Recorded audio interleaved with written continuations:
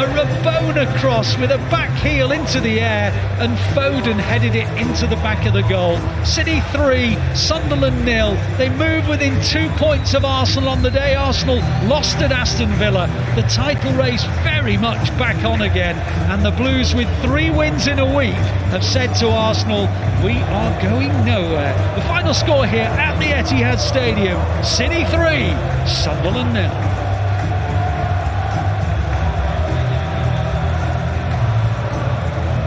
Well, let's go back to the studio and we can hear from Paul Dickov and Cel Spellman.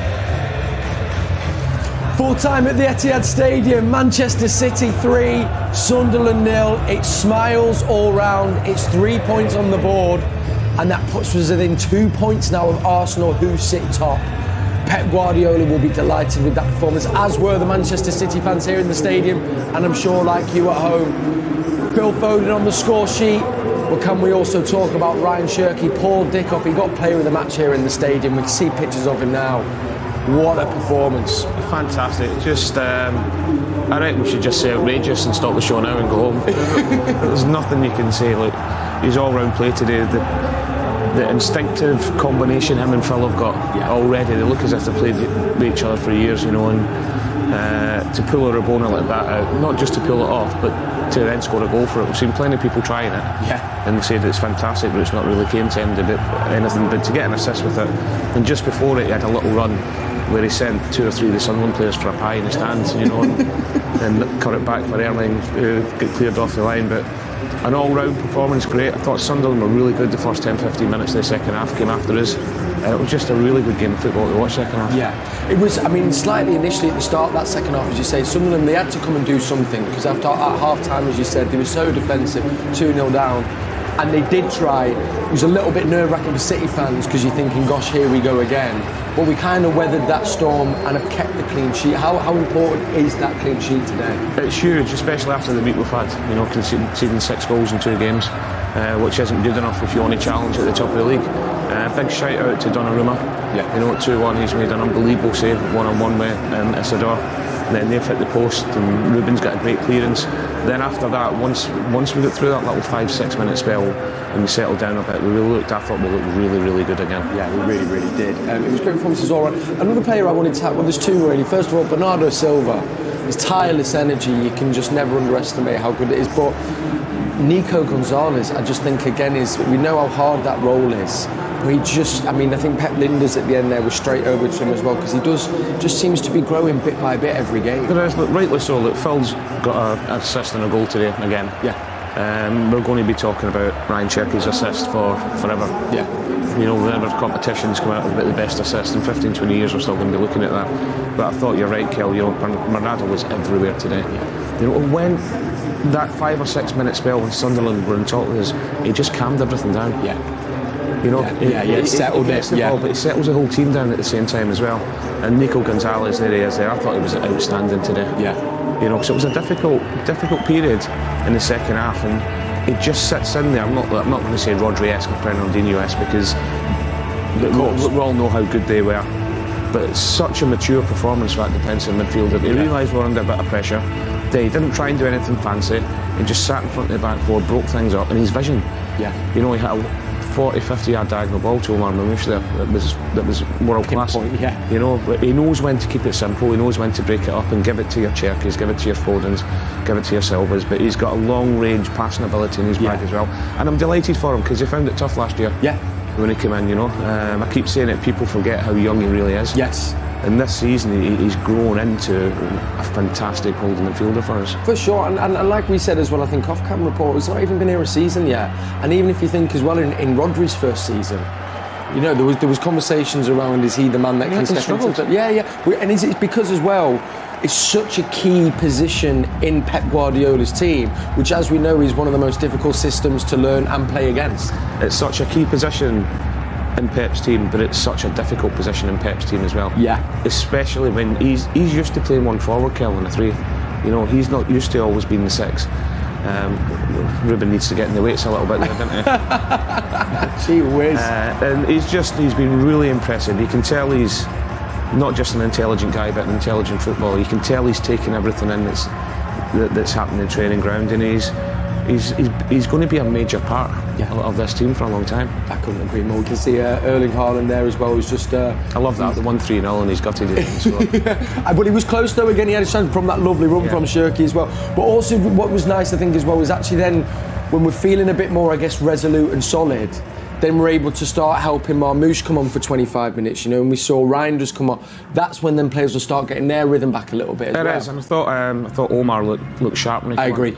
I thought his movement was really good. He was getting a little bit frustrated because he was making some really good runs, but, you know, the midfield mentality, you know, 3-0 up is just keep the ball a little bit, but he's desperate to get in the shoulder and running behind.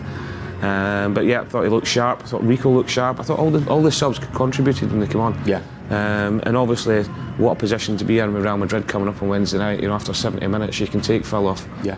You know, you can take Erling off. You can take Bernardo Silva off. Then, obviously, Cherky came off as well. So to be able to do that, and get, people might say it's only 20-30 minutes. That could be a massive difference on Wednesday night. Huge.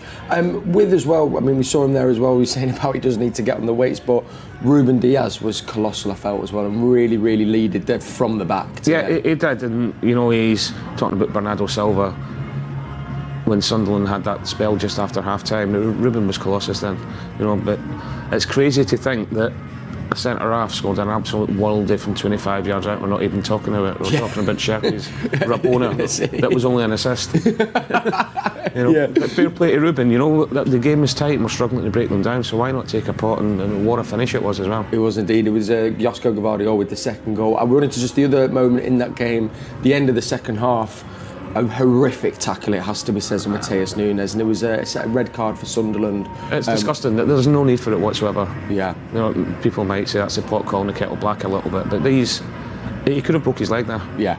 Yeah. Whether it's frustration, whether it's been 3-0 down, he's come off the bench, whether he's not happy, I don't care. No. You know, he could have broke his leg there. Yeah. And the attack, it's just outrageous, disgusting, and said he'll get 3-game ban. He should get more for that. Yeah, I agree. We'll see what, if anything, comes of that after the game.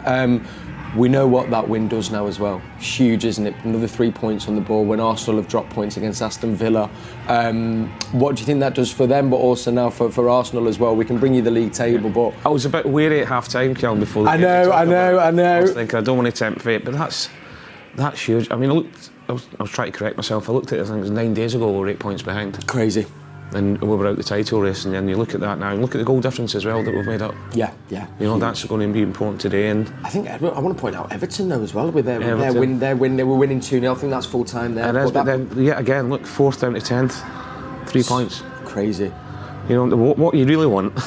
I know it's still early and not getting carried away. You want that 4th to 10th to battle it out against each other. Yeah. And leave us to go after Arsenal. There we go. Well, that's what we'll be doing. I'll take that. Let's go pitch side then. Alistair Mann and Andy Morrison were your commentary team today. Let's get their thoughts at full time. Yeah, thanks, Kel. Well, in the end, 3-0, Andy, but pivotal moments in that game. A Donnarumma save, a ball against the post from Xhaka, but City rode it out this time. Yeah, I mean, at 2-0, obviously, you know, I thought we started the second half well, but then that mistake, there's 2 passes that we won't see before the mistake is made by Diaz. There's a sloppy ball played into Foden, a sloppy ball played in, and then it creates that moment where he gets himself in trouble. You then got yourself out of jail with an unbelievable save. That's what he's in there for. You know, both of us are smiling. We're almost punching each other with delight because the big man's kept us in the game at that point. The corner kick where they get the Xhaka post, that's a byproduct of the save. So if the goal goes in, that doesn't happen. So I don't see that as being like 2-2. But then from then on, there's just moments in the game. I mean, Cherky is just a delight, isn't he? You know, you're going to get frustrated if you're Pep because he wants perfection and he wants possession based on perfection. But if you're going to open teams up, you've got to have a maverick. You've got to have somebody different. De Bruyne was the one who probably gave the ball away more than anyone. And you could see that relationship that he had with the manager based on respect. But it's going to be the same with Cherky because he's going to give the ball away. But we've got to allow him to try things because he is a very special talent.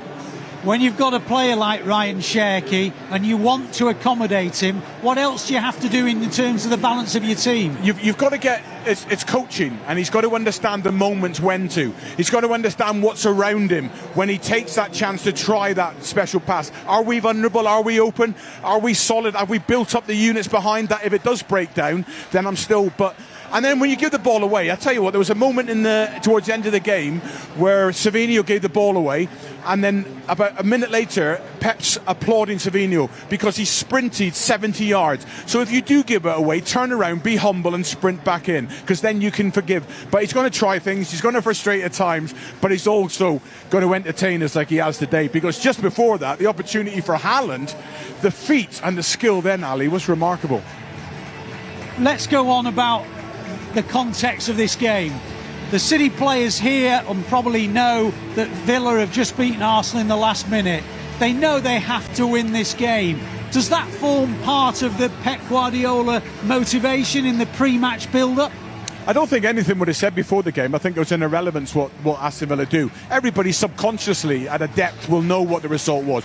But that won't affect how we've gone into this game today. And I'll be really interested over the next couple of days how the manager deals with this, and how everybody's going to say now it's because Liverpool had won the title after 6 games, then Arsenal had won it a month ago, and now it's just all come in tight. So we have a man who's a specialist who knows how to deal with these situations, especially this time of the season, and he'll know how to manage the players and whatever's expected from the press. I'm really looking forward to how he speaks over the next couple of days. I mean, we had those 2 games, the defeat at home to Bayer Leverkusen off the back of the Newcastle defeat.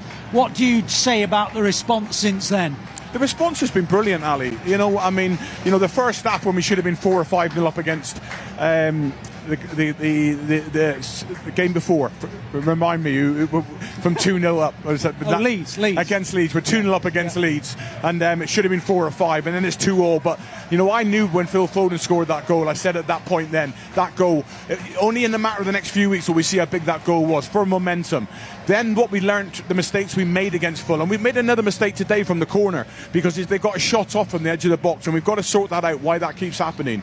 But the momentum now, 9 points from 9, and just the feel-good factor and the energy on the pitch there, the stadium today, there's a real energy there today, which is just building nicely. We're not getting ahead of ourselves, Ali, because I still think there's so many areas we can improve, so many areas we can get better, but it's just building nicely.